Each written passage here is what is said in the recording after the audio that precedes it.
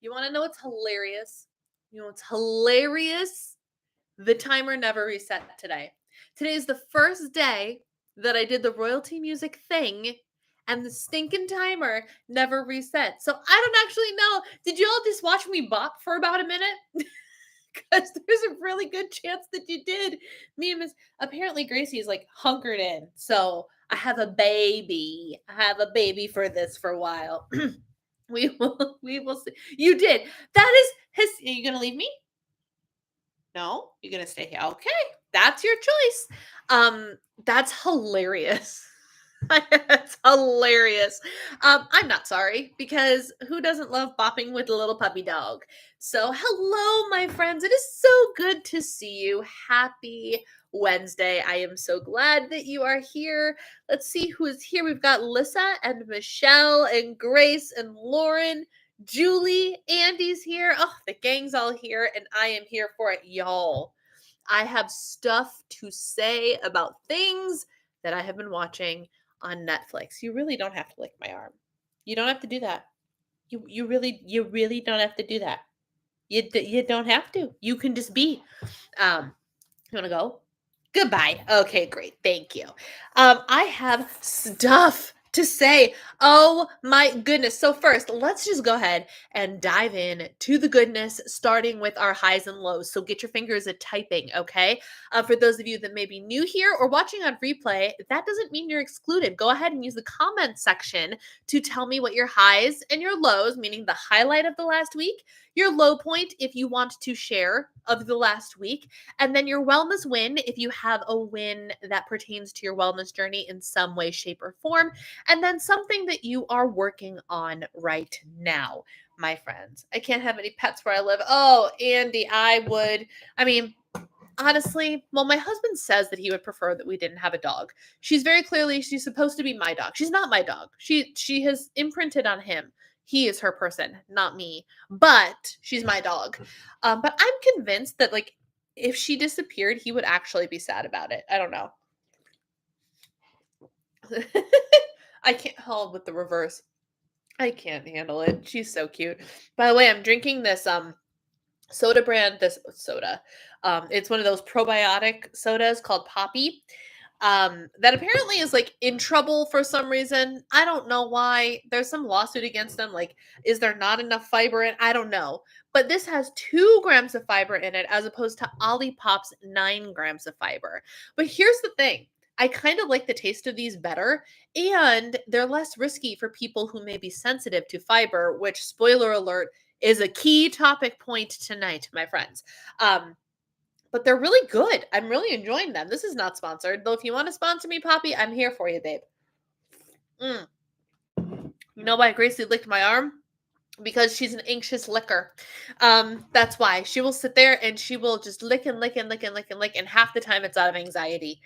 So my highs and my lows. My high, gosh, what's my high? I have an upcoming high. I'm singing at church this weekend for the first time since the beginning of March, and I am so excited. I'm so excited. It's going to be a great set.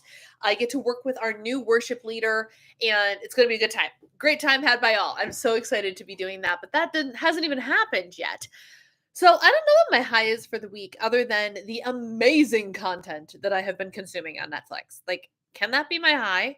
Is that allowed to be my high? Like, it has been some good stuff that covers like all the different realms of things. My low, what is my low? I don't even know. Y'all, I don't have a low. We're just gonna, unless I can like immediately identify a low, I just claim that I don't have one because I don't need that kind of negativity if I can't like think of it at the top of my head. My wellness win yesterday, so I've been implementing different levels of like the whole mindful eating thing, right? And yesterday I took something to heart that I saw on the Netflix specials or the Netflix documentaries. It all ties into the documentary is the stuff I'm watching on Netflix this week. Which is basically the concept of eating until you're 80% full. And I'll get into that more later, but I did a stellar job of that yesterday. And I'm doing a stellar job of it again today. Like I'm really starting to embrace listening to my body. And it's a long journey. Like I've been intuitive eating, y'all. This coming weekend, it's been a year. I feel like I need to do a little celebration. It has been a year since I have decided to ditch dieting and do intuitive eating. Which is crazy to me. And here's the even crazier bit. The scale has not really moved. But if you look at photographs of me from this time last year, my face is a lot rounder, which is really interesting. So, like, proportionally, things have changed a little bit, even if the scale hasn't. And it's all around a very fascinating thing.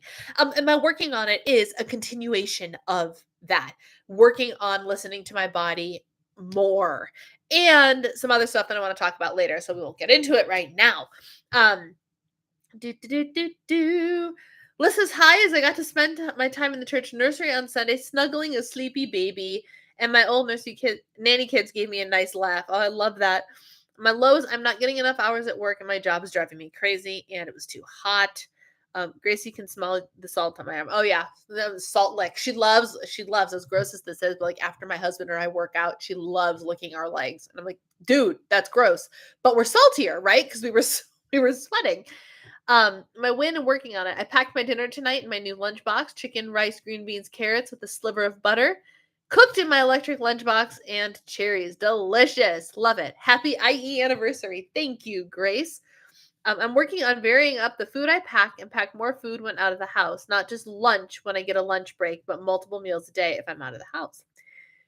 Good. I got my diabetes from 297 to 112. That's like more than in half, Andy. That's awesome. That's really, really great. For real. Like really great. What documentary talked about the 80% thing? Oh, y'all, let's get into documentaries. Oh my goodness. Okay. So I've been watching things on Netflix and I'm loving it. So first, obviously, and I talked about this briefly last week, I watched Bridgerton. I watched all 3 seasons of Bridgerton and I loved it. And I'm in my Bridgerton era. Like it's my current Roman Empire. Like I can't stop thinking about it in some way, shape, or form. The fashion, the characters, the relationships, the steamy stuff. I can't stop thinking about Bridgerton. I'm obsessed with it. And then this week, I decided that because I have to wait 2 years to watch Bridgerton, I'm like, well, what else should I watch on Netflix? I decided to watch Queen Charlotte. And it is Queen Charlotte, a Bridgerton story. So for those, without spoiling anything, in the fictional world, historical fictional world of Bridgerton, Queen Charlotte is a real person. Queen Charlotte and her husband George III were real monarchs in England, right? So she is a real character, or she's based on this real character, right? She's actually Queen Charlotte. So in Queen Charlotte, they did the backstory of Queen Charlotte and George. If you don't know, George III is known as the Mad King. He had some psychological problems. And the story is her journey to becoming queen and her relationship with him and all these things. I so recommend. Like I loved it. I've mentioned this to a couple people already today, including TikTok. I think I like as a whole, as a construct, I liked Queen Charlotte more than I liked Bridgerton. Like I was just so engrossed in this relationship story. I was, oh my gosh. And then last night, It's like 10:30 p.m. I have a couple minutes left in the episode before I'm ready to go to bed. Yesterday I was in a bit of a mood, and so like emotions were running high yesterday, right? And the last scene of the show, I'm not going to tell you what happens, but what I will tell you is that I cried. I cried happy, beautiful, emotionally overwhelmed tears at the end of this show. And I wished it wasn't over, but the ending was absolutely perfect. So I really recommend, like, just thinking about it, I'm like, I want to experience it again because holy was it worth experiencing. Oh, it was so good. It was just so good. I love documentaries, and we've binge watching Bridgerton and Queen Charlotte. Do it because and then message me about it because I'm dying for people to talk to about this. My family has been awful at answering me. I texted my mom of she was probably already in bed, but like she hasn't even responded to the message that was like I cried at the end of Queen Charlotte. She just completely ignored it. It's fine. There's other things going on. I understand, but still, like I need to talk to somebody about it. Um, 5-year-old asks, "Can I?" And 3-year-old actually corrected since "May I?" Oh my gosh. Same here. I prefer Queen Charlotte. I haven't seen anything from any of those shows. Oh my gosh, so good. They're just so good. You've seen 3 Monarchs so far. Oh my gosh, it's just so good. Okay, so that's the first thing I watched on on Netflix. And then of course, there's all this other stuff on Netflix, but it's getting smart. And which is hilarious because I'm not even in my own profile. I'm in my sister's profile. And it's like it knows. It's like it knows that I'm into health stuff because it started recommending health stuff to me. Did you watch The Crown? I watched the first few seasons of The Crown and then I put it down and I haven't picked it back up yet. I loved the girl who played the young queen. I thought she was absolutely flawless. And I didn't clinch onto it as much when the queen changed. I need to because I've heard it's spectacular, and also, I want to see the actress that plays Professor Umbridge in something other than Professor Umbridge because I've heard she slays in playing Queen Elizabeth, the older version of Queen Elizabeth. She absolutely slays. I just haven't watched it yet. But it's on my list. And I just like, but I know what happens in that story for the most part, right? Because we're getting into Diana and her stuff, and I'm just like, oh, that's a whole story in and of itself. And I don't know. So I ended up on health documentary side of Netflix. And I watched one today whose name, oh, I conveniently still have it pulled up here. Hang on. Hack Your Ah, the first one I watched today while I was on the elliptical machine, um oh, it's it was called Hack oh, good, there's another one, now I'm getting all of them. Hack Your Health, and it's got, like, a picture of, like, your intestines and whatever, and y'all, first of all, it's all about gut health. It's all about the gut microbiome, and, first of all, watch it for the hilariously adorable little, like, furry text what is it called? Textiles? Like claymation, but it's not clay, it's made out of like this furry material. Oh my gosh, the animations that they use to convey their message, the B-roll is adorable and hilarious and had me chuckling while getting this information, right? But this is all about your gut microbiome and what it does and the interesting stuff about it. Now, if you've been hanging out with me at any point in time in 2024, my friends, my dears, what is the word of the year? Who's gotten the answer for me? What is the word of the year? The present monarch is 70 something. Hi, I visited my brother in the hospital and doctor told him the infection has not in his bone. Oh, that's such good news. Amazing. I've already got Eva Andrew over my toy shop. Can you say this heart, I can change my roof. Um, Nobody knows the word of the year. Y'all, the word of the year is fiber. Fiber is the word of the year. So, if you watch this documentary, it starts talking about just the importance of fiber, which we all already knew. We all already knew this. But what was really interesting about it was understanding how the gut micro like we are learning that the gut microbiome affects everything. And now you've heard it said that it is like our second brain. Like it is our second brain. Everything that happens down here is just as important as what's happening up here. And it is related to things like autoimmune disorders and ADHD, depression, all sorts of different things, all sorts of different disorders and problems. And we all have like the IBS and the this and the that, the other thing. Like it's all tied to the gut microbiome, right? The little guys, the little germy guys that live down there and feed off of what we feed it, right? It's like having your own little pet that just goes with you everywhere. You got to take good care of it. You got to feed it. You got to water it. Got to make sure you give it the love. Otherwise, it's not going to love you back, right? It's just like having a dog. Where is my dog? Oh, look, there she is. She's right there. So what was interesting about this documentary, and this might be old news to some of you, but it was so informative that it bears repeating. How many of us, especially when we are coming from or immersed in a diet of some kind, eat routinely pretty much the same thing over and over and over again?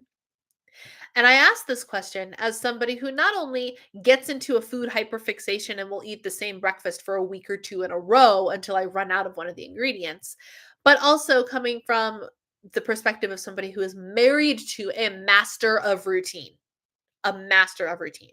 So much so that he will eat the same thing every single day. And if I don't like, if he doesn't, if I'm not tuned in to when he's going downstairs for lunch and I have something different for him and I don't shout, you need to eat blah, blah, blah, blah, blah for lunch, he will autopilot make himself the same lunch every single day. So eating the same foods over and over and over again, while for some things might feel safe, while for your diet, you might be like, well, I'm losing weight eating these same 3 meals over and over again. So I'm going to keep eating those 3 meals over again. While it seems like a good idea at the time, the reality is that lack of variety is killing your microbiome. It's killing it. It's killing your gut. It's destroying your gut. I tend to the same foods over and over because I did a lot of shopping at Aldi, and so variety can be limited. So, and this is the thing, and this is the problem, is that when we eat only a certain like smaller number of foods, our gut is getting fed the same stuff over and over and over again. And it lacks, if our diet lacks in variety, our gut microbiome also lacks in variety. And that is detrimental because without all of the necessary bugs, for lack of a better term, to be floating around in our microbiome, without that bio variety, our body cannot thrive the way it's supposed to, right? And then this was fascinating because this was mentioned in both documentaries. One is a series that I'm in the middle of now, and it's one called "You Are What You Eat." Dog before I came up here, and it is a twin study on how diets affect literally genetically the same people differently. And I've just started it, but they've got a group of like 22 identical twins who appear to be also pretty close to identical size. They are doing DEXA scans on them, testing their gut via poop samples, urine, blood tests, weight, BMI, all like the whole 9 yards. And they're not. At first, I thought it was going to be like someone's on a healthy diet and someone's on an unhealthy diet. No, they picked two diets that were both beneficial to one's health but different diets. And one of the twins has to go on a vegan diet, and one of them is going to be an omnivore diet. And I've just started. There's apparently it's like 5 episodes or something. And I'm so excited to see the information that comes out of this as well. But what was mentioned in both things, episode 1 of You Are What You Eat and the gut thing I was watching while I was on the elliptical, is that if we don't, so there's like, you have like a nice little mucus lining in your intestines, right? That is a barrier that helps us get what we need, but also keep the gut microbiome from like interjecting themselves where they don't belong to keep them there. It's the walls to their house, so to speak. Here's the thing. This is what both documentaries said. If we're not feeding our gut the way it is supposed to be fed, if we're not feeding it adequate fiber, our the little microbes will turn on us and start to eat us for sustenance. Starting with that mucous membrane.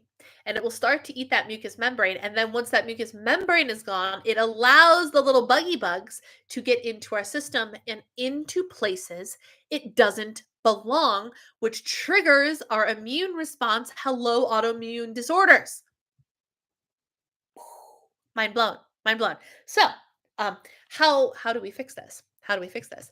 We have to eat a variety of foods. But here was the challenge that was posed to us in this documentary.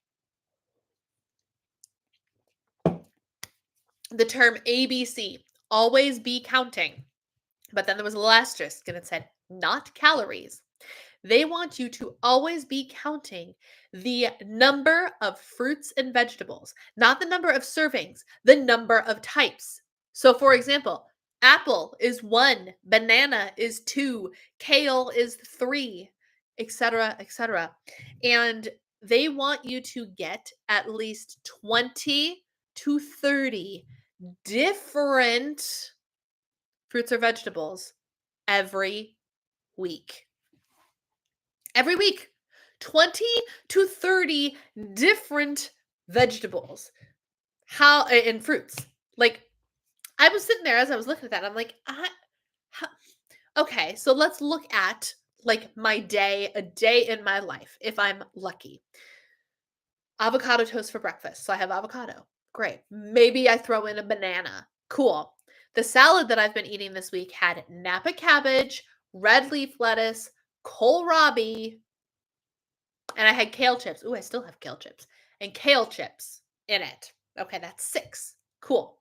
And then for dinner, I have like kale. Oh, but I already had kale today, so that doesn't even count. And Brussels sprouts with dinner, let's say. Okay, that's 7. 7 in a day. And you might be like, wow, that's great. That's a pretty significant portion. But that's one day. So if I eat the exact same things, hi Kim, 4 days in a row, that still counts as only 7 out of my 20 to 30. So all of a sudden I'm sitting there and I'm going, that's like, how do I get 20 to 30 different vegetables and fruits every single week? That takes some thought. That takes some planning. And then towards the end, they actually have people who they were studying in this particular documentary making smoothies, because you can throw like, 10 different things in a smoothie if you want to. And putting these smoothies together actually has helped increase their microbiome over time with regular consumption. But it was just such a fascinating guideline that the thought process is you should have at least 20 to 30 different fruits or vegetables. And if I really wanted to like be kind to myself, like I will count potatoes, I will count corn, 100%. I might also count beans because they are a source of fiber. They are a source of fiber. So things like that, or like starting with maybe plants. So maybe for at the beginning, my herbs count too. All that to say, this is a goal I now have of mine. I was sitting here today earlier and trying to plan my Q3 because Monday starts July, y'all. Monday starts July. I was planning out some of my Q3 goals. I don't have them completely set yet, but I'm getting there. But with a lot of health focus, right? And one of the things I have already intended to do was eat more fresh foods, whole foods, less processed foods, things of that nature. But now I feel like this new level of challenge accepted to try and consume these 20 to 30 different plant foods. I'm fascinated by it. And yeah, Alyssa just said plant foods. And so I'm going to start with plant foods. So beans, and like I'm going to count my herbs, which may or may not be cheating because if I eat avocado toast, I throw like 4 different herbs in there. But that's okay. For now, for starters, because you got to start small. And when your goal is 20 to 30, starting small is like, switch it up every day in some way, shape, or form. But here's the other thing that they said, and I took a picture of it. I literally hit pause to take a picture. I guess I can look in the Discord. I closed Discord. I hit pause to take a picture of this to share. And it said that, the FDA recommends that your fiber intake per day should be 28 to 40 grams, which is hilarious because I keep hearing 25. So I don't know where they're getting 28 to 40, but that is much more aligned with what I've been preaching anyway. The traditional American diet, average American diet, gets about 15 grams, which is significantly under. But then it goes on to say, in an ideal world, optimal for microbiome health, gut health, we probably should be eating in excess of 50 grams per day. 50 grams per day. Now, I don't want y'all to hear that and be like, challenge accepted. I'm going to eat 50 grams of fiber tomorrow. Don't do that unless you're already eating 40 grams of fiber a day, because that is going to freak out your gut. And then I highly recommend, if you have Netflix, this special was like an hour and some change. Go watch it, because then I don't have to keep paraphrasing all the things. But the couple of people that they followed in talking about getting their guts to change for themselves, they have to do it gradually. You have to do it slowly. You can't be like, oh, I eat 5 grams of fiber a day. Now I'm going to multiply that by 10 and eat 50 grams tomorrow. No, your gut will scream. It will not know what to do. But subtle changes over time are what can help. And they also talked about this in terms of, like, there was a woman on there who could not eat many foods. And there were handfuls of foods that, like, literally, she's like, the thought of them makes me sick. If I eat them, I feel full, I feel nauseous, I feel all these terrible things. So they have her microdosing them, things like pork and potato chips. Like, have a piece of bacon, have 3 potato chips, microdose your gut. So you're introducing the thing, and then gradually over time, you can consume a serving size, whatever a serving size means to you. So don't go from 0 to 50 literally overnight. That would not be the best thing to do. But gradually increasing over time is a great way to do it, and gradually changing up your produce to add more and more variety. It's just a testament to, we shouldn't be eating the same things every day. Because if you are unintentionally sabotaging your gut microbiome, which is in charge of literally everything. So that is my take on Nutrition by Netflix. I have not, like I said, I haven't even finished the first episode of the twin study thing. There's a lot more on there. There's some stuff that, you can take with a grain of salt. This twin study is also talking about how dairy is not necessarily meant for us. You can take that or leave that. Again, do what works for you. I am somebody who consumes, most of the time, a significant amount of dairy, some days more than others, but it's a really just an interesting way of looking at things. But the gut health stuff, I 100% believe. And the need for fibrous variety, I 100% subscribe to, and is something that I will personally be working on all summer long, to see how it affects my health. Because we all know that most of the time, when you consume more produce and fresh foods and whole foods, you feel better. You do better. You might even lose some weight. Magic. So that's my 2 cents. Does anybody have any questions, comments, or thoughts on the matter?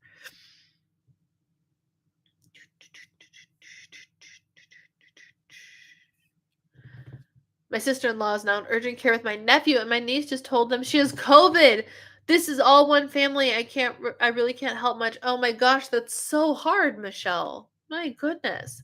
I do try to switch things up. I might eat a sandwich most days, but I'll switch up what I put on the sandwich from week to week. I've heard that eating the rainbow when it comes to fruits and veg is important too. Yes. You don't want all green things, but, like, I'm sitting here. Oh, so I have these wild cards from Cultivate What Matters.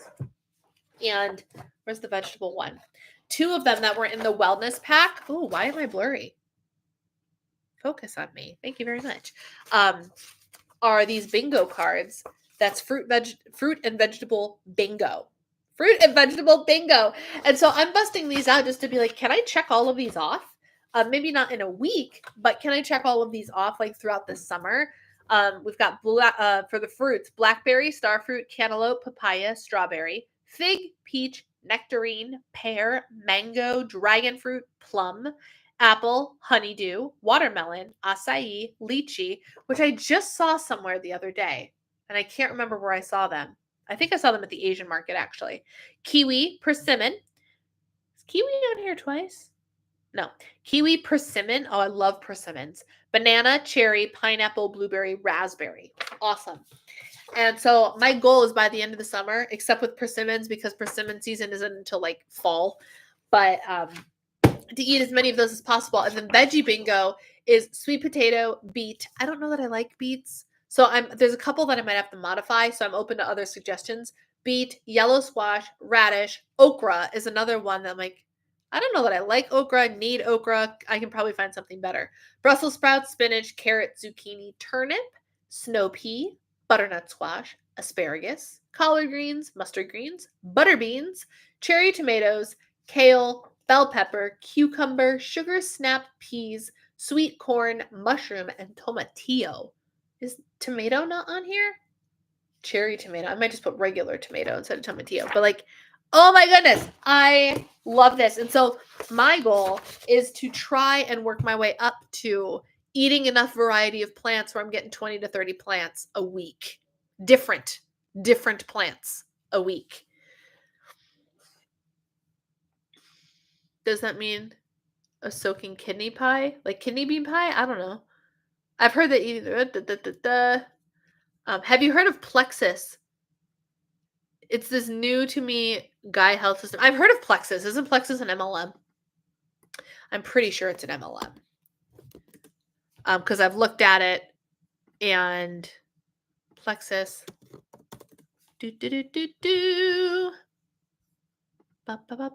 Yes, Plexus is an MLM, which means I will not be participating. But yes, I have heard of it. I've looked into it. And here's the thing. I posted on TikTok the other day too. And it's a little bit harder with probiotics, but I keep seeing this TikTok video that starts with, "You're not ugly. You just have cortisol face."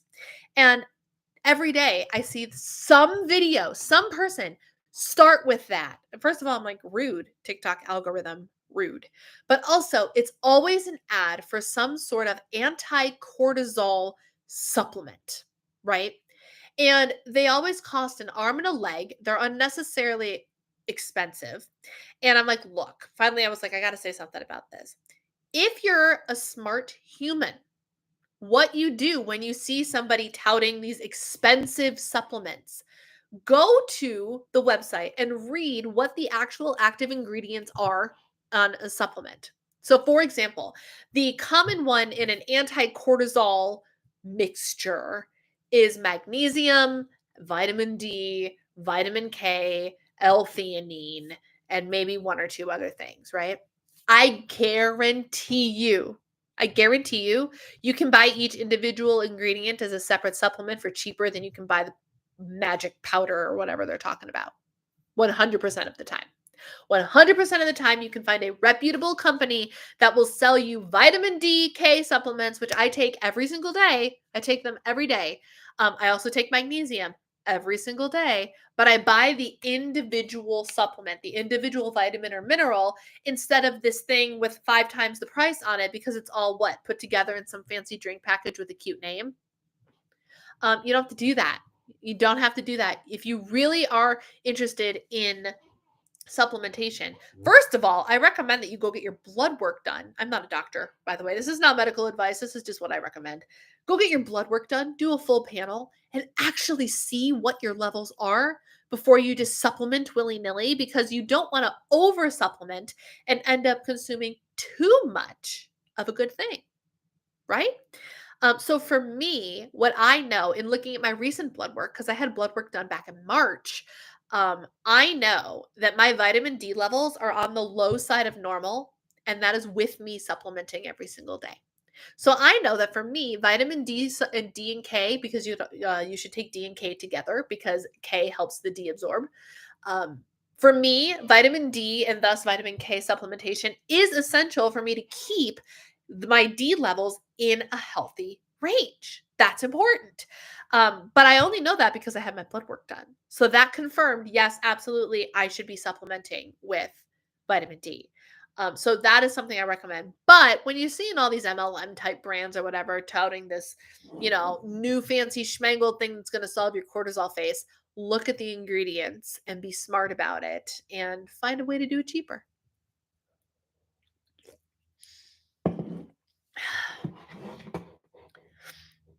I've heard 20 to 30 different plant foods from other places. So whole grains, legumes, nuts, beans, lentils.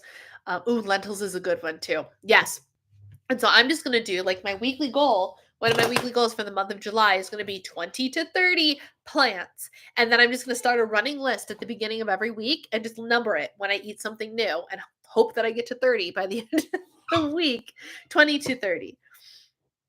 I've been playing around with ideas for filling my new lunch containers. My meals are going to have at least 2 cups of fruits and vegetables when using the lunchbox. Yes, I'm using my plate guidelines for forming meals within my lunchbox. I need to do the fruit and veggie bingo cards. I'm telling you. I don't like papaya. I got it on the farmer's market a year ago and it tasted like feet. I feel like I've had papaya once. I think I ate, or was it mango that I ate here? Maybe I didn't eat papaya in Florida. Oh, there goes Gracie barking again. What do you think of the idea of a rhubarb? I've never had rhubarb. For whatever reason, I have this weird thing where like foods that I haven't actually tried like wholeheartedly are foods that I tend to be like, "Ugh, I'm kind of grossed out by it." For example, eggnog. I have never actually consumed a thing of eggnog, but the idea of eggnog grosses me out. It grosses. Gracie, stop. Good heavens.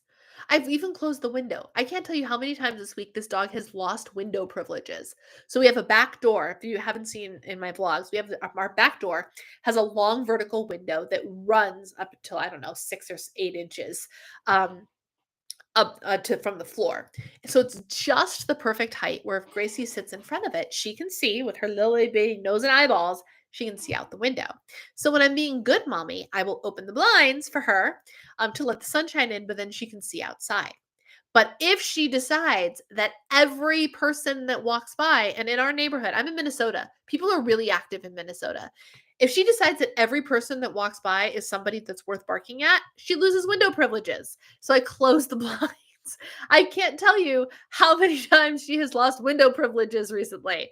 It's making me crazy. And then today, two interesting or funny or makes me want to slap her around a little bit barking instances. First one I posted on Instagram. I'm sitting here doing stuff on my computer in the morning, working on goal planning, and all of a sudden I hear her boof, boof, boof, which is what she does when she wants to bark at something but doesn't have the energy. And so I turn to tell her to stop boofing. And she's laying, not just like laying like, oh, let me just lay down, literally on her side, like she was just asleep, and she's boofing from her sleeping position. I was like, "Excuse me, no, ma'am. You do not get to lay there like a lady of leisure and boof at the same time." And then later, she lost window privileges. I closed the window, and this dog jumps up on my recliner so she can look out the window, like the regular window. She has never done that before. She was just like, "Fine, mama." And she hops up on the recliner and then she's at attention looking out the window from the recliner. I was like, "Are you kidding me?" It's like her life's mission is to find something to bark at lately. It's making me crazy. We've recently taken Gracie off of her Prozac. She was on Prozac for several years, and we didn't think that it was really doing much to curb her anxiety levels anymore. And so we decided to wean her off of it, and we weaned her off of it very, very slowly. And so she hasn't been on it for probably. She stopped it just before we left for Hawaii, so the 21st or 19th something of May. Late teens, early 20s of May is how long it's been. So she's been off of it for about a month. And while her anxiety levels don't appear to have changed, she's not like any more anxious than she was. What has changed is her personality. And it's like someone put a quarter in her and just left it there.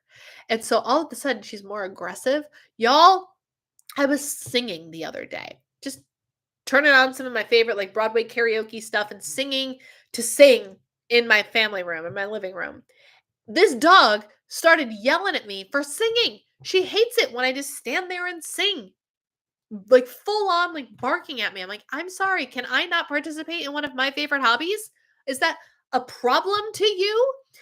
She's much more aggressive with playing. She's much more has a personality. She much more has a personality without her Prozac, which is interesting. And one of the things that has increased a bit is her willingness to bark and find something to bark at, which is starting to make me crazy. Da, da, da. Oh, so when it comes to like things that I haven't tried, like rhubarb, for whatever reason, rhubarb kind of like the idea of rhubarb, I've heard it's kind of bitter, and I'm like, I don't need bitter, gross tasting vegetables in my life, so I don't try them. And then like eggnog, the sound of eggnog, the concept of eggnog grosses me out, so I have not consumed eggnog. Things like that. I don't know. I don't know. Beets is another one. Like I've heard that they can be bitter. I've heard that when they're not prepared the right way, they just don't taste good. And then I have a lack of confidence in my own ability to prepare them in a way where they taste good the first time. Therefore, I would subsequently want to eat them more. I don't know. I don't know. Um, my favorite egg bake has beets, arugula, or spinach, asparagus, and nice globs of goat cheese. Oh, I love goat cheese. I love me some goat cheese.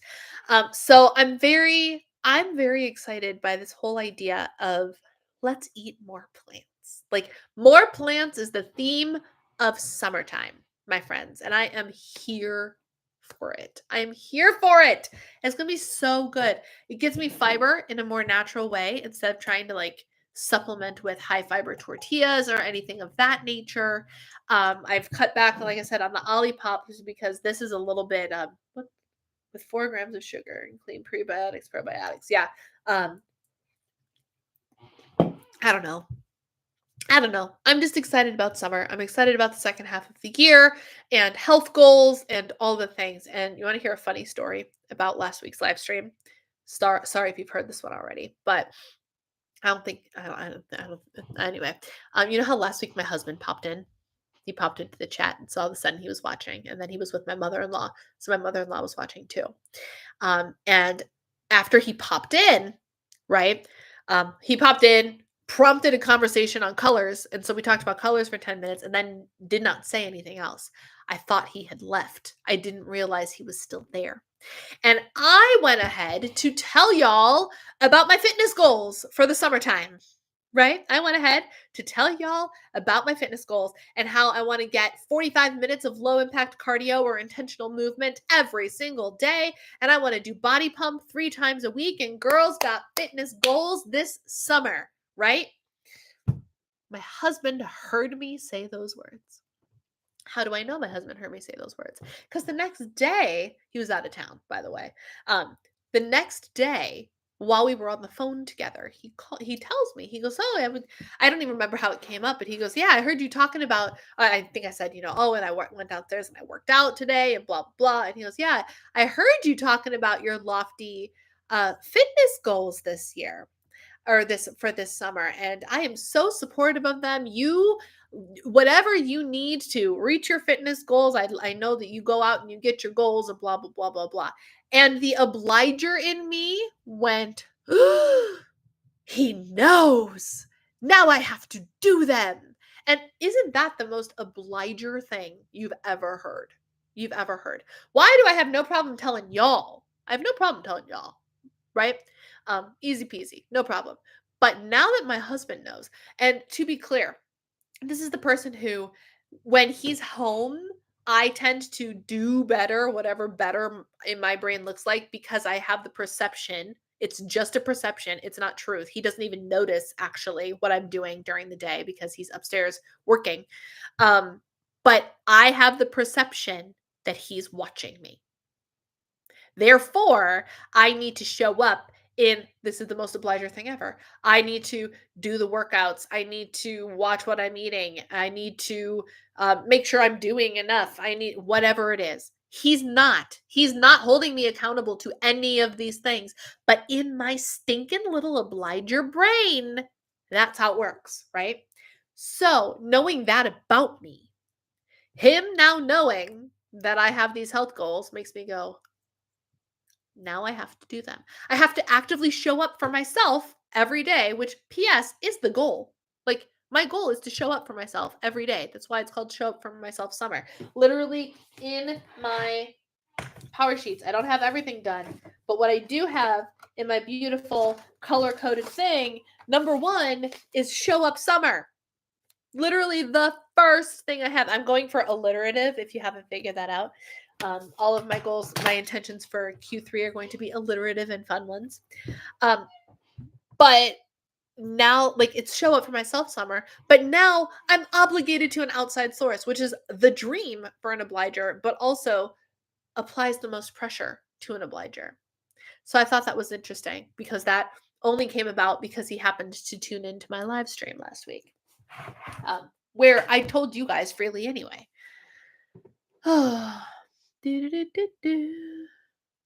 Get the pre-steamed love beets and roast those instead of dealing with canned or raw. Interesting. Where do I get love beets?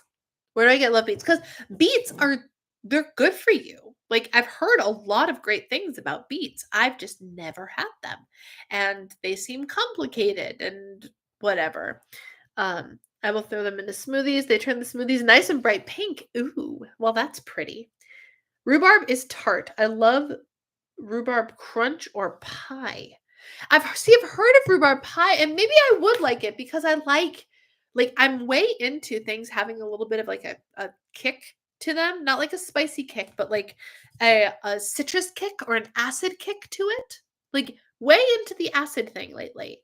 But I don't know. There's something about maybe I just need to go out and find like a good piece of rhubarb pie and give it a try. I don't know. They're vacuum sealed. Oh, interesting. I find beets to be a little earthy, but also sweet. Fascinating. This is fascinating information for me.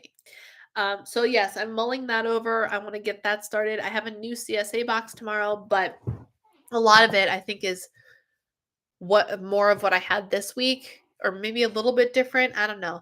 I don't know about y'all, but here in Minnesota and like surrounding areas, we have been getting a lot of rain. Remember when I was complaining about how like I haven't seen the sun in like a week and a half and it's been raining every day? Yeah. And apparently it is so much so that my mother-in-law texted me the other day, might have been yesterday, and said, "Are you underwater? Are you okay? Are you flooded?" And I was like, "I'm I'm fine. Why would that thought have even occurred to you?" Well, apparently on the news, there is a dam in Mankato, which is, I don't know, more miles away from me. It's far enough away where I'm not too worried about it. But literally, the dam is breaking because there's so much water, which is the purpose of a dam. So that brings up a whole host of other questions. But there's so much water, and surrounding areas are like way flooded, way flooded. And so our CSA farm actually emailed us and said, due to all of the rain, like their strawberry crops got soaked. They had to cancel their strawberry festival. And there's some stuff like I went to modify my order this week, and there were no extra units available of everything that I tried to change. Which means that like the farms are hurting because it's so wet. I'm hoping that if the sun continues to shine, things will dry up and ultimately crops will thrive, but I don't know how farming works. Like, I don't know if there's recovering from that, which is just such a bummer. Such a bummer. The talent that's in PA often that pot Ingles. Oh yeah. When I do roasted root veggies, I often do. Oh, yeah, I love roasted root vegetables. We being my husband and I, in last week's set of Blue Apron boxes, like what we ate earlier in the week, roasted turnips was one of them, and it was an interesting thing. I can't say I loved them He did not. He did not like the texture of them. But I can't say I hated it, and I was very proud of the fact that I tried something new because I don't know that I had ever intentionally consumed a turnip. Um, but yes, it is the summer of I was going to say seasonal produce, but it's always the time for seasonal produce. So I don't have some clever name for what this summer is going to be when it comes to produce consumption. But we want to get variety, we want to get fiber, and we want to make it good. Don't forget to hydrate, y'all. For everybody who I've encouraged to eat more fiber. Please, please, please make sure that you drink water to adequately be able to flush out all the good stuff that you are feeding your gut, your little gut buddies, your little gut bug friends. Okay. Does anybody else have anything that they would like to talk about? I have sufficiently covered all of my topics for the evening. Um, a love beets salad kit. Interesting. Interesting. I'll have to play around. This is going to be a whole summer journey, so we're going to just see how this whole produce thing plays out. But it'll be interesting. Does anybody else have any topics that they would like to talk about that they want me to speak on, or whatever the case may be? Let me know. Right, type away. In the meantime, I will say one. I figured out my low. I have figured out my low, y'all. My skin has been so dry, and I cannot figure out why. I cannot figure out why. I started using this really awesome spray that I talked about that is a hydrochloric acid spray that I got a recommendation from Sharon Says So, and it's working great on my skin. It's working great. So, that did not pose the problem to me, right? It's a spray that like kills the bacteria and stuff on your face and makes it easy to like for the morning face wash. You just go spritz, spritz, spritz, spritz, spritz, and you're done. Which is awesome.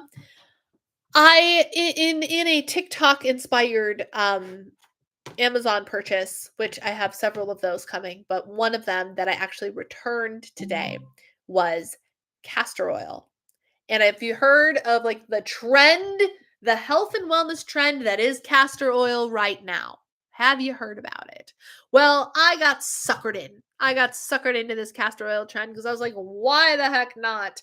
And so I ordered like this castor oil with the organic castor oil and like castor oil packs. And so for the last like I don't know 6 days, maybe even a week, I can't remember the exact day. I've been like slathering my abdomen with castor oil and sleeping with the castor oil pack on, doing what you're supposed to do. But then I also have been putting it on my face.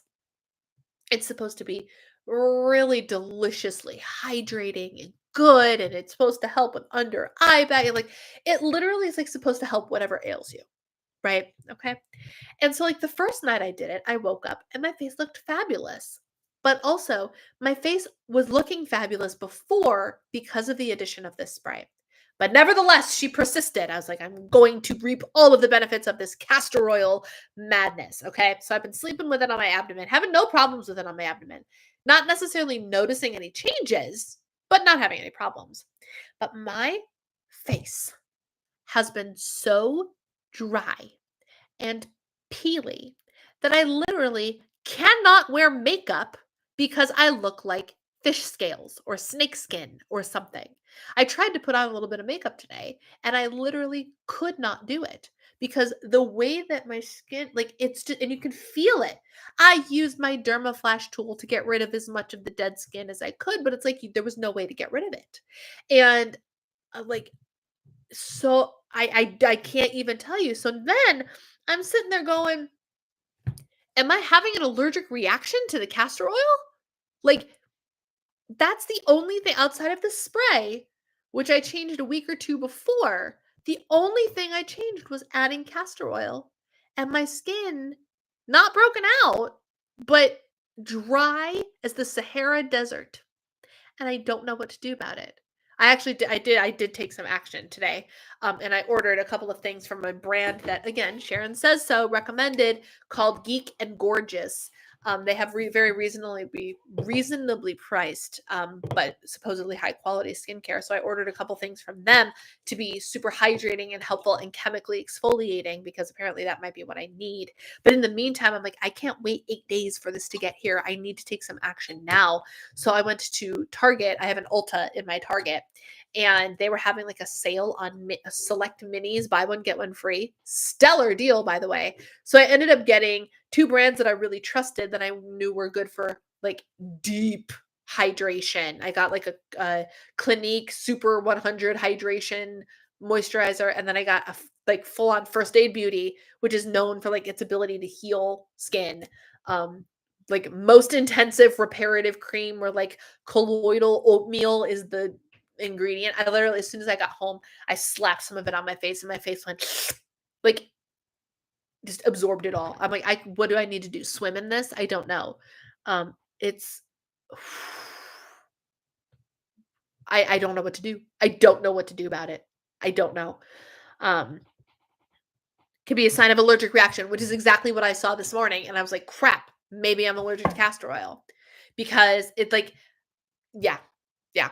I think I'm probably allergic to castor oil, which is so frustrating because it's supposed to do so many good things for you, but apparently, and this is actually a really important message to get across as somebody who is an influencer and influences y'all sometimes. Finding things on the internet, finding things on TikTok, finding things on whatever is all well and good. Go ahead, be influenced, but understand that some things that work for some people might not work for you. People swear on the castor oil hill, the castor oil and Vanicream, like that's trending right now. Put castor oil in your Vanicream and use that on your face. You don't need expensive skincare. I already had Vanicream because I was influenced by Sharon Says So to use that as a lip, like the preliminary exfoliate your lips, Vanicream your lips, and then Aquaphor your lips to keep the flaky skin at bay, right? I already had a whole tub of Vanicream. I start using the Vanicream and castor oil, and my skin flips out. Flips out, which means that for me, this awesome castor oil trend, not so awesome. And I was willing to accept it. And I was very pleased that when I marked on the Amazon package, this has been opened and this has been used, they let me return it anyway. Because I'm like, well, that's 30 something bucks down the drain. And I'm just going to have this tub of castor oil that I don't know what to do with. No, they let me return it. Thank goodness. Because I was allergic to it, apparently.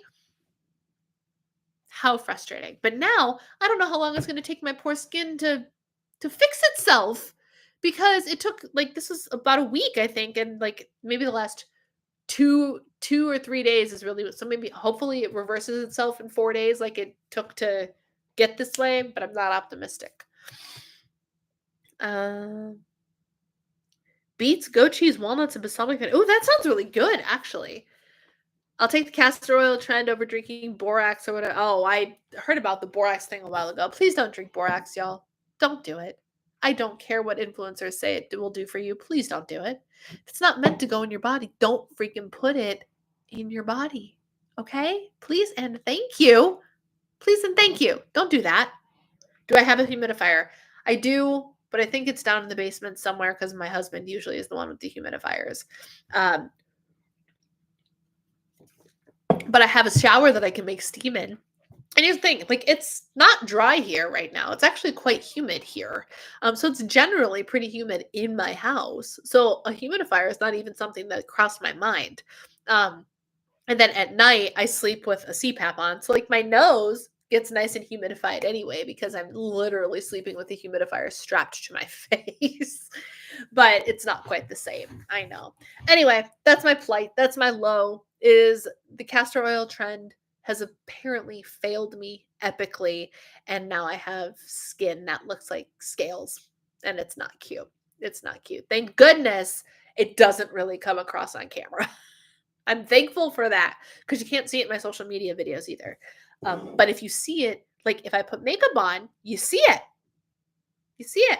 And so I don't know how I'm going to like get stage ready on Sunday. I'm going to hope that all of the skincare just goes into my skin and fixes it by Sunday morning, so I can actually put makeup on when I have to be in front of 1,000 or so people to sing. So there's that. All right, my friends. I have talked on long enough. Thank you all for being here and hearing my plight about all of the things that I have been watching on Netflix. As a reminder, you must watch Bridgerton.